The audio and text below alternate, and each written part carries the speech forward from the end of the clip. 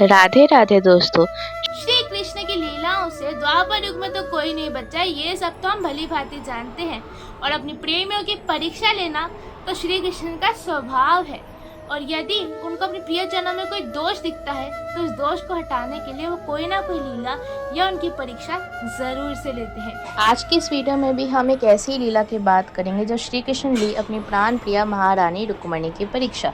तो दोस्तों ये बात उस समय की है द्वापर युग में, जब भगवान श्री कृष्ण ने महारानी सत्यभामा को पारिजात का वृक्ष ला कर दिया। श्री कृष्ण चाहते थे कि महारानी रुक्मिणी भी उनसे कुछ ना कुछ मांगे, पर हमारी प्यारी महारानी रुक्मिणी तो अपने प्यारे कृष्ण से पूरी तरह से संतुष्ट थी। उन्हें श्री कृष्ण के सिवा कुछ नहीं चाहिए था। और हमारे कृष्ण तो हैं ही शरारती। श्री कृष्ण हमारी प्यारी राधा रानी को भी कितना सताते हैं, ये सब भी हम अच्छे से जानते हैं। तो बस वो सोच रहे थे कि मैं महारानी रुक्मिणी को कैसे सताऊं, क्या करूं क्या करूं क्या करूं। दोस्तों हमारी महारानी रुक्मिणी हमेशा ही हंसती रहती हैं, तो श्री कृष्ण ठान लिया कि अब की बार वो अपनी लक्ष्मी, अपनी श्री महारानी रुक्मिणी का फूला हुआ मुख देखेंगे। क्या करूं, ये सोचते सोचते वो महल से जा रहे थे। अब महल में जब वो जा रहे थे ना, तो उन्होंने दासी और महारानी रुक्मिणी के बीच का संवाद सुन लिया। और वो संवाद कुछ इस तरह था। दासी ने महारानी रुक्मिणी से कहा कि आप इस संसार में सबसे ज्यादा भाग्यशाली हैं। श्री कृष्ण स्वयं द्वारकाधीश आपके साथ सबसे अधिक समय बिताते हैं। महारानी रुक्मिणी से सुन के बड़ी खुश हुई और एक गर्व की हंसी के साथ उन्होंने कहा कि अब मैं चलती हूँ, द्वारकाधीश अभी मुझे ही ढूंढ रहे होंगे। और ये सच था। द्वारकाधीश अर्थात हमारे कृष्ण जो उन्हें ढूंढते हुए महल में आ रहे थे, उन्होंने छुपके से बात सुन ली और उन्होंने मन में सोचा कि कहीं महारानी रुक्मिणी को मेरे प्रेम का घमंड तो नहीं हो गया, अर्थात अहंकार तो नहीं आ गया है। अब ये सुन के कृष्ण ने ठान लिया कि अब तो मैं महारानी रुक्मिणी की परीक्षा लूंगा। तो बस क्या था, महारानी रुक्मिणी एक दिन कृष्ण को पंखा झोलकर सुला रही थी। अब कृष्ण एकदम से उठ के बैठ गए और उनसे कहने लगे कि रुक्मिणी तुम तो विश्व सुंदरी हो, कि रुक्मिणी तुम तो पूर्ण समर्पण की देवी हो, इतनी पतिव्रता हो, पर मुझे कई बार समझ नहीं आता कि तुमने मुझे क्यों चुना। देखो ना, मेरा जन्म तक कारागार में हुआ, मुझे पैदा होती अपने माता पिता को छोड़ना पड़ा। मेरा पालन जिन माँ पिता ने करा, 11 वर्ष के बाद मुझे उन्हें भी छोड़ना पड़ा। बचपन में गोपियों की मटकियां फोड़ता था मैं। बचपन में ना जाने माखन चोर, छलिया, कैसे कैसे नाम दे दिए गए थे मुझे। और कई गोपियों ने तो मेरे लिए अपने पति, अपने बच्चों तक को छोड़ दिया।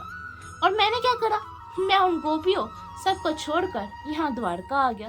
गोपियों को मैंने छोड़ दिया, माँ यशोदा को भी छोड़ दिया और राधा रानी को भी छोड़ दिया। और मैं यहाँ द्वारका में आके 16,000 रानियों और दासियों की सेवा ले रहा हूँ। वो सब आज मेरी स्मृति के कारण ही जिंदा है।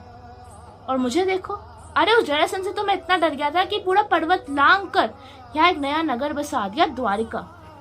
तुम्हारा विवाह तो इस दुनिया के सबसे सर्वश्रेष्ठ क्षत्रिय से होना चाहिए था, ना कि मुझसे। मेरा क्या भरोसा, आज यहाँ तो कल कहीं और, मेरा कोई ठिकाना ही कहाँ है।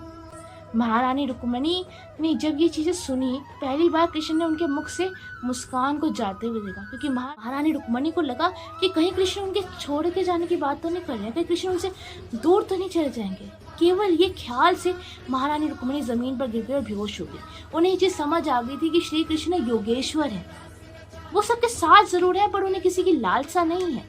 अब ये सोचते जब महारानी रुक्मिणी बेहोश हो गई तो एक दासी कृष्ण के पास आई। उन्होंने कहा कि श्री कृष्ण आज जो 3 दिनों से राजकार्य में इतने व्यस्त है ना, और जिस वजह से आप यहाँ खाना खाने तक नहीं आ पा रहे, आपने सभी रानियों को कह दिया कि आप सब खाना खा लीजिए। सब रानी ने खाना खा भी लिया। महारानी रुक्मिणी ने भी आके आगे मांग के खाना खा लिया, पर वो उन्हें पचा ही नहीं। राजवेद ने भी उन्हें यह बताया कि महारानी रुक्मिणी को वो खाना लगा ही नहीं। क्यों?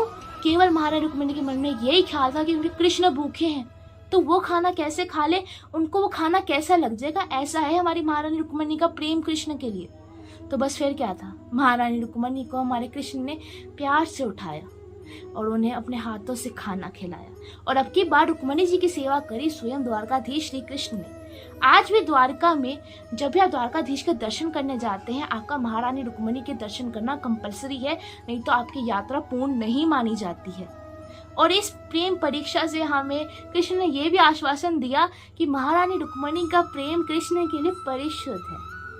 यदि आपको वीडियो अच्छी लगी है तो क्या करेंगे, इस वीडियो को लाइक कर दीजिएगा। कमेंट्स में क्या लिखेंगे, राधे राधे, जय माता दी, जय द्वारकाधीश की, जय रुक्मिणी कृष्ण की, जो आपका मन है वो लिख दीजिएगा। और चैनल को सब्सक्राइब कर दीजिएगा। मिलते हैं न्यू वीडियो में। राधे राधे, जय माता दी।